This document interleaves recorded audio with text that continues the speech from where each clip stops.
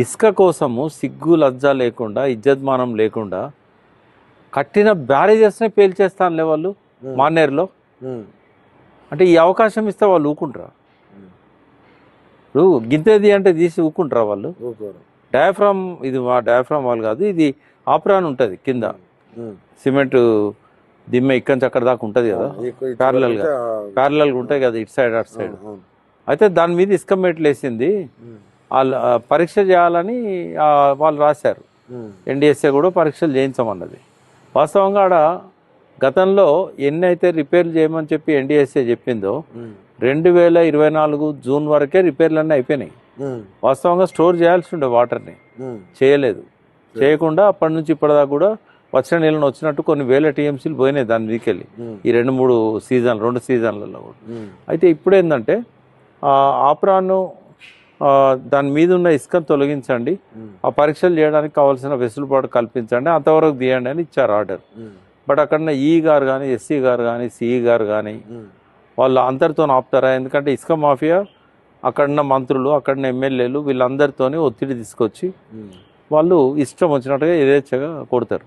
లక్షల రూపాయలు ఒక్కొక్క లారీ మీద వాళ్ళకు దొరుకుతూ ఉంటుంది. మళ్ళీ ఒక నంబర్ వేసి 4 లారీలు పంపిస్తూ ఉంటారు. ఆడ గవర్నమెంట్ కట్టేది 600 అయితే మేడిగడ్డ అయిపోయింది. దాని మీద కూడా మీరు అప్పట్లో డౌట్. ఇప్పుడు ఇదే జరగబోతుంది. ఇప్పుడు పెద్ద కుట్ర ఏం జరుగుతుంది అంటే, నా అనుమానం చెప్తున్నాను నేను, అనుమానమే కాదు ఇదే జరుగుతుందని కూడా నేను అనుకుంటున్నా. ఇప్పుడు మేడిగడ్డకేమో బాంబులు పెట్టాల్సి వచ్చింది. ఎందుకు అంటే పోలవరం నీళ్లు నింపేదాకా డెల్టాకు నీళ్ళు సరిపోవు. కాబట్టి చంద్రబాబు నాయుడు కుట్రలో భాగంగా రేవంత్ రెడ్డి బెనిఫిట్ ఏంటి అంటే ఎలక్షన్ల టైంలో అది చేయడం వల్ల కేసీఆర్ చేతిలో ఉండదు అధికారం. షెడ్యూల్ వచ్చినాక ఎవరికి ఉంటుంది? అక్టోబర్ 9 షెడ్యూల్ వచ్చింది, అక్టోబర్ 21 బ్లాస్ట్ అయింది. ఎన్నికల షెడ్యూల్ వచ్చినాక రెవెన్యూ కానీ, కలెక్టర్ కానీ, పోలీస్ కానీ కేసీఆర్ చేతిలో ఉండరు, సీఎం చేతిలో, ఎలక్షన్ కమిషన్ చేతిలో ఉంటారు. అందుకే వాళ్ళు విధ్వంసక చర్య అని చెప్పి ఎఫ్ఐఆర్ నమోదైనాక అక్టోబర్ 21 రాత్రి అంటే 22 మార్నింగ్ రిజిస్టర్ చేశారు. నవంబర్ 30కి ఎన్నికలు జరిగినాయి. అంటే 40 రోజుల పాటు ఆ ఎఫ్ఐఆర్ మీద అసలు పట్టించుకున్న వాళ్ళు లేరు.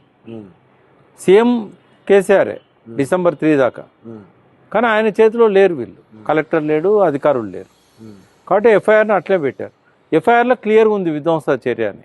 నేను కల్పించింది కాదు, నేనే మొదటి వ్యక్తిని అది బ్లాస్ట్ అని చెప్పింది. బట్ నేను కల్పించి చెప్పాలి, ఎఫ్ఐఆర్ ఉన్నదే చెప్పిన నేను. ఆ ఎఫ్ఐఆర్ ఈ రోజు వరకు ఎవడు దుమ్ము దులపలేదు. తర్వాత కాలంలో ఒక 4 నెలల కింద మానేరు మీద 2 బ్యారేజీలు బ్లాస్ట్ చేశారు. ముందు ఏమన్నారు శ్రీధర్ బాబు గారు కానీ, తర్వాత ఆయన విజయరమణారావు పెద్దపల్లి ఎమ్మెల్యే కానీ, ఈ నాసిరకమైంది కట్టినని కేసీఆర్ మీద దోశారు. మేడిగడ్డది కూడా కేసీఆర్ మీద దోశారు. బట్ లాభం వాళ్లకు, నష్టమేమో కేసీఆర్కి. కేసీఆర్ కా నష్టం తెలంగాణ ప్రజలకు చాలా నష్టం జరుగుతుంది.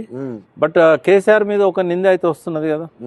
ఇప్పుడు వాస్తవంగా చంద్రబాబుది ఏం పాత్ర అంటే, మేడిగడ్డ కట్టిన కాంచి డెల్టాల భూములకు, ఖరీఫ్కు నాట్లకు కానీ, రబీకి యాసంగి పంటలకు పొట్ట మీదకి వచ్చినాక నీళ్లు తక్కువబడడం కానీ, లక్షల ఎకరాల్లో పంటలు మాడిపోతున్నాయి. ఆడ ప్రజలు వ్యతిరేకిస్తున్నారు, ప్రొటెస్ట్ చేస్తున్నారు, పంటల క్రాప్ హాలిడేస్ ఇస్తున్నారు. 10-12 లక్షల ఎకరాల్లో నాట్లు వేసుకునేది 5-6 లక్షల ఎకరాలకు కూడా నీళ్ళు అంతలేవు. అటువంటి పరిస్థితుల్లో చంద్రబాబుకేమో డెల్టా రైతుల కోసం నీళ్లు కావాలి. పోలవరం కంప్లీట్ అయ్యేదాకా, స్టోరేజ్ కంప్లీట్ అయ్యేదాకా వాళ్ళకి నీళ్ళు రావు.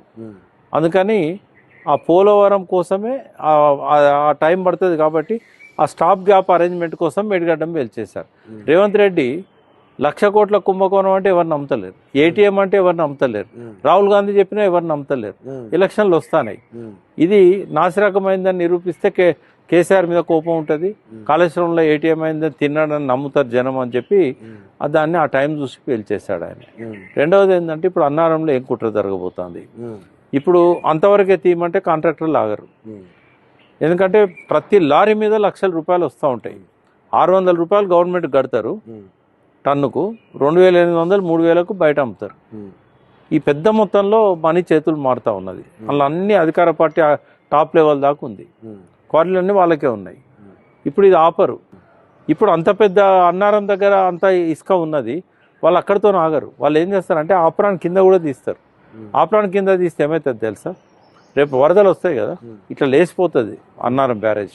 మేడిగడ్డ ఎట్లయితే ఆనాడు రేవంత్ రెడ్డికి ఉపయోగపడ్డదో, కేసీఆర్ను ఓడించడంలో ప్రజలను నమ్మించిండు. నాసిరకమైంది, ఇట్లా కట్టిండు, ఏటీఎం డబ్బులు తిన్నాడు, నాసిరకంగా కట్టిండు అని. ఇప్పుడు అన్నారమేమో బాంబులు పెట్టాల్సిన అవసరం లేదు. ఇసుకని కిందికి వెళ్ళి తోడితే ఆ దానంతట అది ఒక 2 సంవత్సరాల్లో కూలిపోతుంది.